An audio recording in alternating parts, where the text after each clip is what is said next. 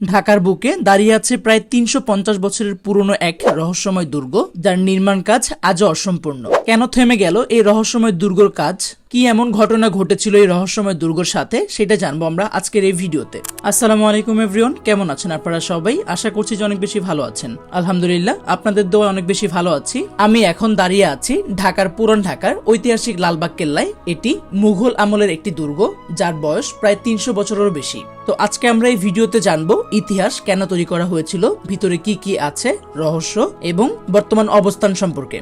লালবাগ কেল্লার নির্মাণ কাজ শুরু করেন মোহাম্মদ আজম শাহ। তিনি ছিলেন মহান মুঘল সম্রাট আওরঙ্গজেবের ছেলে। ১৬৭৮ সালে তিনি বাংলার সুবাদার ও গভর্নর ছিলেন। তখন তিনি ঢাকায় একটি বড় রাজকীয় দুর্গ বানানোর পরিকল্পনা করেন। এই পরিকল্পনা অনুযায়ী শুরু হয় লালবাগ কেল্লার নির্মাণ। লালবাগ কেল্লা তৈরির প্রধান কারণ হলো মুঘল আলমে ঢাকা ছিল বাংলার রাজধানী, তাই এখানে এমন একটি দুর্গ বানানোর পরিকল্পনা করা হয়েছিল যেখানে গভর্নর বসবাস করবেন, প্রশাসনিক কাজ চলবে, সৈনিকরাও থাকবে, এমনকি শত্রুর হাত থেকে শহরকে রক্ষা করা যাবে। অর্থাৎ এটি ছিল একসাথে রাজপ্রাসাদ এবং সামরিক দুর্গ। এই লালবাগ কেল্লার সব থেকে গুরুত্বপূর্ণ স্থাপনা হচ্ছে পরী বিবির সমাধি। এই সমাধিটি তৈরি হয়েছে মার্বেল পাথর, কালো পাথর, এমনকি সাদা পাথর দিয়ে। সমাধির ভিতরে ৯টি আলাদা কক্ষ ঘর আছে এবং এই ৯টি কক্ষের মধ্যে মাঝখানের ঘরেই পরী বিবির কবর। স্থাপত্যশৈলে এখানে মুঘল ও পারস্য প্রভাব দেখা যায়। আচ্ছা, আপনাদের মনে প্রশ্ন জাগতে পারে, কে এই পরী বিবি, কেন বা তার কবর এখানে দেওয়া হয়েছিল? তো চলেন জেনে আসি পরী বিবি সম্পর্কে। আচ্ছা, প্রথমে এই নির্মাণ কাজটি শুরু করেছিলেন প্রিন্স আজম শাহ,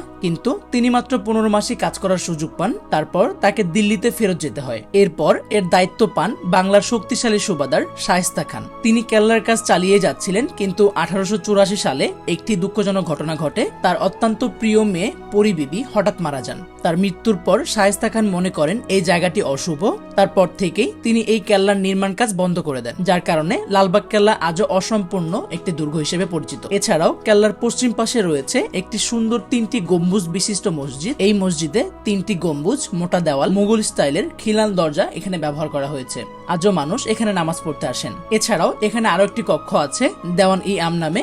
এটি ছিল গভর্নরের অফিস এবং বাসস্থান। এখানে বসেই শাসকরা প্রশাসনিক কাজ করতেন, সভা করতেন, অতিথির সাথে সাক্ষাৎ করতেন। এই ভবনের নিচে একটি হাম্মাম ও রাজকীয় গোসলখানার ব্যবস্থা রয়েছে। বর্তমানে এখানে ছোট্ট একটি মিউজিয়াম রয়েছে। লালবাগ কেল্লার আরো একটি বড় সৌন্দর্য হলো এর বাগান। এখানে রয়েছে সুন্দর সবুজ লন, ফুলের বাগান, পানির ফোয়ারা ও পাথরের রাস্তা। এছাড়াও রয়েছে বিশাল বড় একটা পুকুর, কিন্তু বর্তমানে এখানে কোনো পানি নেই। বর্তমানে লালবাগ কেল্লা বাংলাদেশের অন্যতম জনপ্রিয় পর্যটক স্থান। বর্তমানে এটি সংরক্ষণ করছে বাংলাদেশ প্রত্নতত্ত্ব অধিদপ্তর।